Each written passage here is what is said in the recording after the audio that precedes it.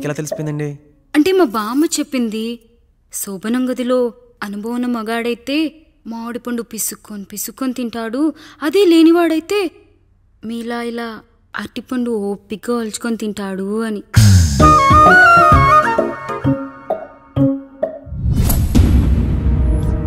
ఏంటవి? అవేంటో తెలీదా? ఫ్రెండ్స్కి పెళ్ళని చెప్తే హ్యాపీ బర్త్డే అనుకొని బెలూన్స్ ఇచ్చారు, ఫీల్ అవుతారు కదా అని 4 అక్కడ కట్టాను.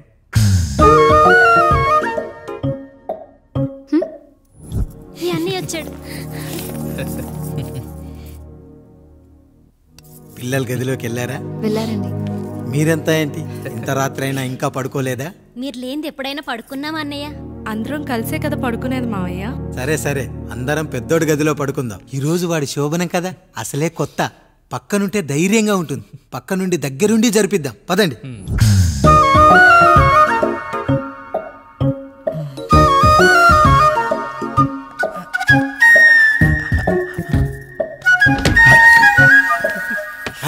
కానివ్వండి. మీరేం మావయ్య ఇక్కడ పడుకుంటున్నారు? అదేంటమ్మా పెద్దోడా, చెప్పలేదా? మేమంతా కలిసే పడుకుంటామమ్మా, నువ్వు మాతో పాటే. అవును భార్గవి. మీరు ఊరుకోండి, మీరు ఇక్కడ పడుకోవడం నాకు ఇష్టం లేదు మావయ్య.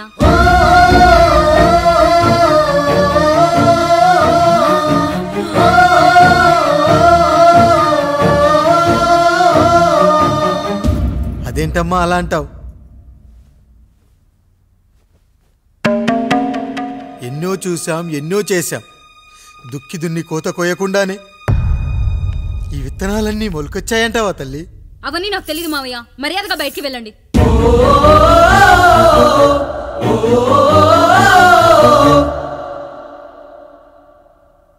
కనీసం ఆ మూలనైనా పడుకుంటామమ్మా, నువ్వైనా చెప్పరా పెద్దోడా? అంటే తను ఇబ్బంది పడుతుంది కదా నాన్న.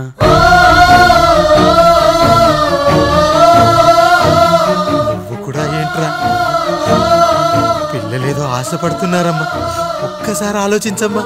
మావయ్య మీరు బయటికి వెళ్తే మేము తలుపులేస్తాం.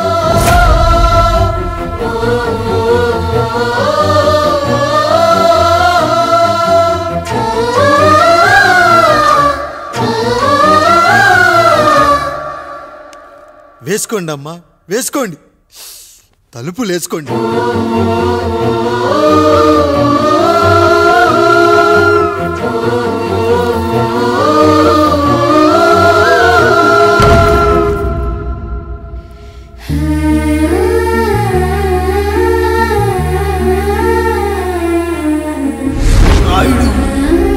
బిడ్డలు జాగ్రత్త, ఈ రోజు నుంచి వీళ్ళంతా నీ తమ్ముళ్ళు చెల్లెళ్ళు కాదు, నీ బిడ్డలు.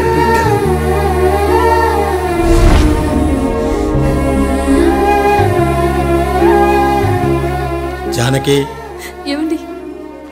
సావిత్రి, ఏమండి? లక్ష్మి, ఏమండి? మన గదిలోకి పదండి. ఇక నుంచి ఎవరి పిల్లలతో వాళ్ళ గదిలోనే పడుకోవాలి. ఇది ఈ రోజు నుంచి ఈ వంశానికి రాస్తున్న కొత్త శాసనం. అయ్యా అలా అరకండి అయ్యా, మీరు లేకుండా మేము ఎప్పుడైనా విడిగా పడుకున్నాము. అంతా కలిసే కదయ్యా పంచుకున్నాం. వెళ్ళరా వెళ్ళు, నీకు భార్య ఉంది, నీకు పడగది ఉంది. వేసుకోండి రా, మీరు వేసుకోండి, తలుపులు వేసుకోండి. మీరు కూడా ఏంటండి పిల్లలేదు? చిన్న పిల్లల వాళ్ళని ఉయ్యాల్లో ఆడించేటప్పుడు పక్కనే ఈ నాన్న కావాలి, బడికెళ్ళేటప్పుడు పక్కనే ఈ నాన్న కావాలి, గుడికెళ్ళేటప్పుడు కూడా పక్కనే ఈ నాన్న కావాలి. కానీ శోభనం గదిలో మాత్రం పక్కనే ఉంటానంటే బరువయ్యాను జానకి, బరువయ్యాను.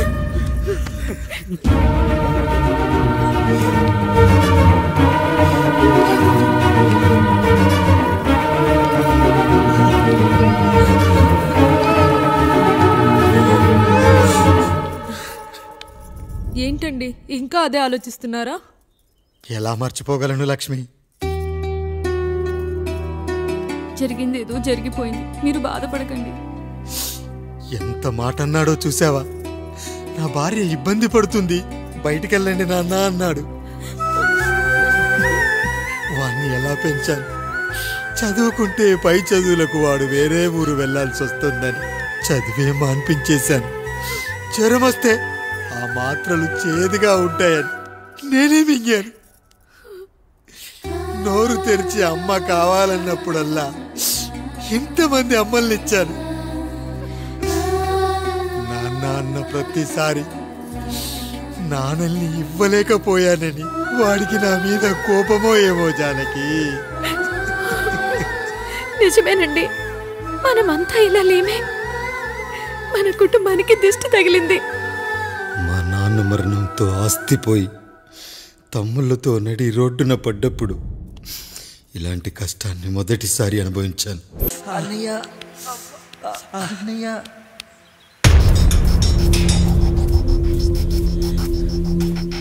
అయ్యా అయ్యా, ఏంట్రా రోడ్డు మీద కాలు కాలుతున్నా సరే తమ్ముళ్ళు చెప్పులు లేకుండా నడుస్తున్నారయ్యా, చెప్పులు లేకుండా నడుస్తున్నారయ్యా.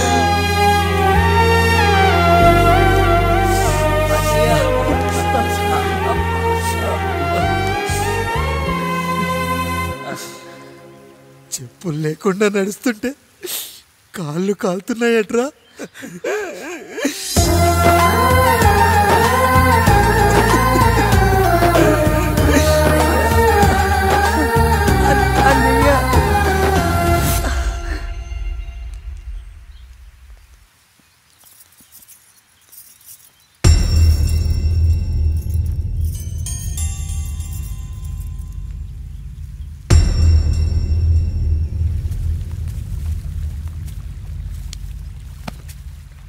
ఏరా కాముడు, అయ్యా బాధపడుతున్నావా? పెళ్ళేమైనా చేయమంటావా? వద్దులేండి అయ్యా, నాకు ఇది ఉందిగా చాలు. దీంతో నేను ఎలాగోలా సరిపెట్టుకుంటాను. దీనితో పాటు జీవితంలో నీకు ఓ తోడు కావాలి. రే గంటోడా అయ్యా, ఇక నుంచి కష్టాల్లో సుఖాల్లో వీడికి అన్నీ నువ్వేరా. మీరు శాసించాక నేను వేరే ఏదైనా ఆశించగలనా పెద్దయ్యా?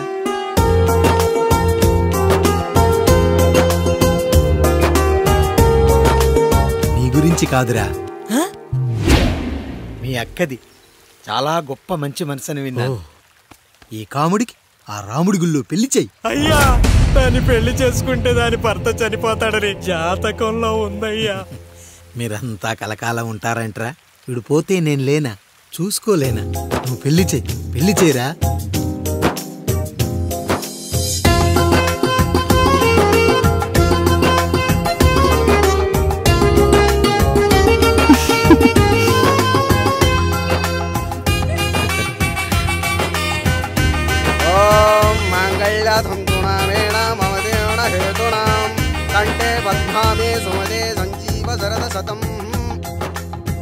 అయ్యా, ఏంట్రా? మీ చేత్తో నాకు దొంగగా జీవితాన్ని ఇచ్చారు. ఇప్పుడు ఒక భర్తగా భార్యనిచ్చారు. అదే బంగారు చేత్తో ఒక్క ముడివేసి పెట్టండి అయ్యా. మీ నీడను మేము చల్లగా ఉంటాం.